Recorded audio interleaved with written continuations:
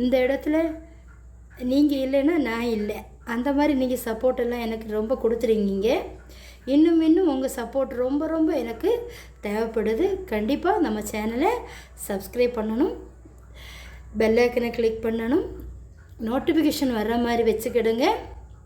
யாராவது என்ன சப்ஸ்கிரைப் பண்ணாமல் பார்த்துட்டு இருந்தீங்கன்னா கண்டிப்பாக சப்ஸ்கிரைப் பண்ணிவிட்டு இந்த சேனலை சப்ஸ்கிரைப் பண்ணுங்கள். நம்ம சேனலில் 1000 வீடியோஸ் நான் போட்டிருக்கேன். எல்லாமே உங்கள் ஆதரவுனால கிடச்சது. இன்னும் எனக்கு ஆதரவு கொடுத்து சப்போர்ட் பண்ணுங்கள் ஃப்ரெண்ட்ஸ். என்னோடய சப்ஸ்கிரைபர்கள் எல்லாருக்குமே தேங்க்யூ. என்னை சப்ஸ்கிரைப் பண்ணாமல் பார்த்துட்ருக்கவங்களுக்கும் ரொம்ப ரொம்ப தேங்க்யூ. இப்படி வேணாலும் நம்ம விருப்பம்தான் கட் பண்ணுறது. ஃப்ரெண்ட்ஸ், நம்ம கடல் பாசியில் ஃப்ரூட்ஸ் வச்சு எப்படி பண்ணதுன்னு பார்க்கலாம்.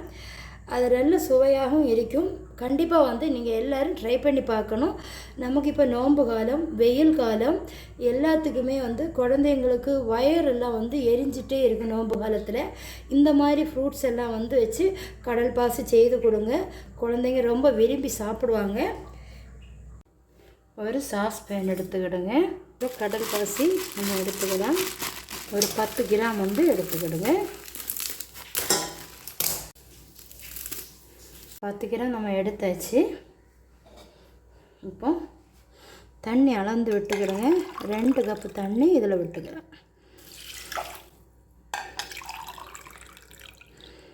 2 கப்பு தண்ணி விட்டாச்சு. இப்போ இண்டக்ஷன் வச்சிடலாம்.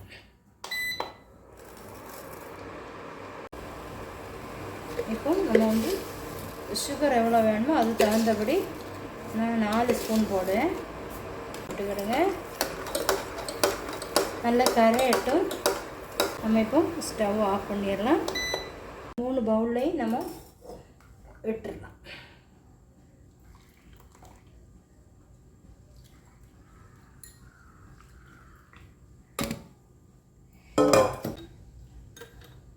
எசன்ஸ்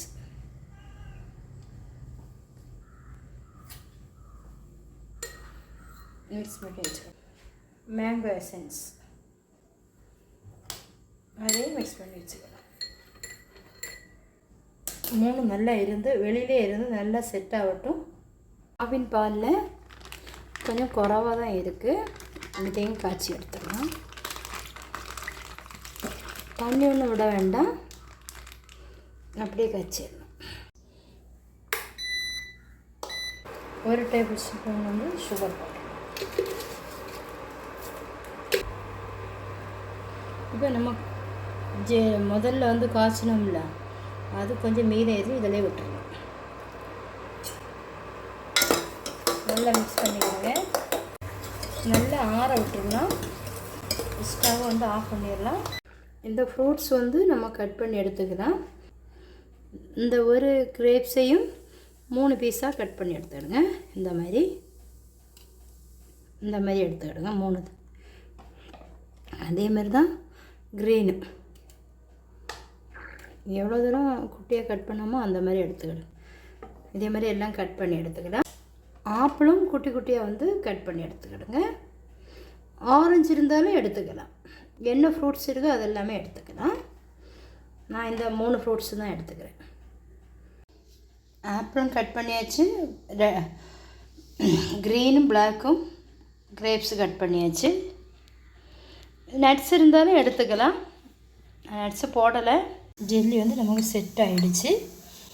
கடல் பாசி. இப்போ நம்ம இதை பீஸ் போட்டுடலாம்.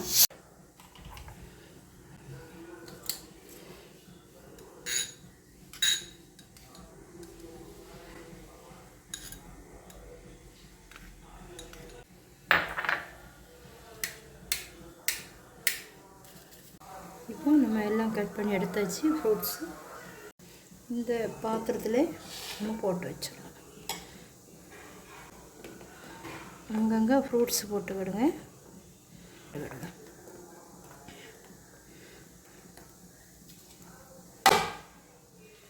அப்புறம் கட் பண்ணி வச்சுருக்கக்கூடிய ஜெல்லி அங்கே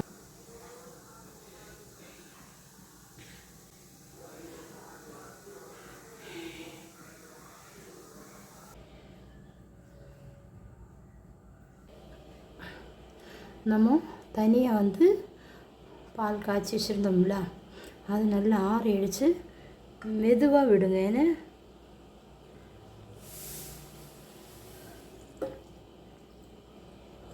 எடுத்து டப்புன்னு அப்படியே விட்டுறாதீங்க. நம்ம செட் பண்ணதுக்கு மெதுவாக தான் விடணும். இப்போ நம்ம 1 மணிக்கூர் பீஸெல்லாம் வச்சிடலாம்.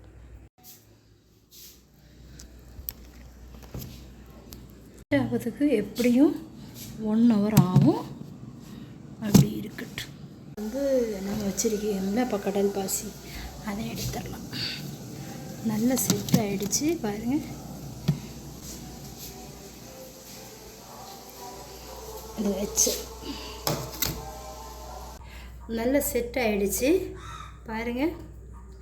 இப்போ நம்ம ஒரு கத்தி எடுத்துகிட்டு இந்த சைடெல்லாம் வந்து லைட்டாக எடுத்து விட்டுருலாம். ஏன்னா ஃப்ரூட்ஸ் நம்ம வச்சுருக்கனால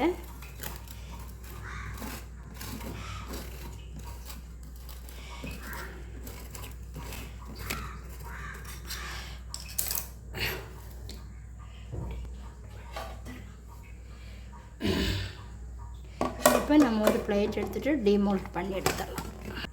லைட்டை தட்டி விட்டுருங்க. பாருங்கள் ஃப்ரெண்ட்ஸ், கண்டிப்பாக நீங்கள் ட்ரை பண்ணி பார்க்கணும். மறக்காமல் ஃபுட்டி வித் பினு சேனலை சப்ஸ்கிரைப் பண்ணணும், லைக் பண்ணணும், கமெண்ட் பண்ணணும், ஷேர் பண்ணணும். நம்ம சேனலில் 1000 வீடியோஸ் வந்து நான் போட்டிருக்கேன். எல்லாமே உங்கள் ஆதரவுனால கிடச்சது. இன்னும் எனக்கு ஆதரவு கொடுத்து சப்போர்ட் பண்ணுங்கள் ஃப்ரெண்ட்ஸ். என்னோடய சப்ஸ்கிரைபர்கள் எல்லாருக்குமே தேங்க்யூ ஃபார் வாட்சிங்.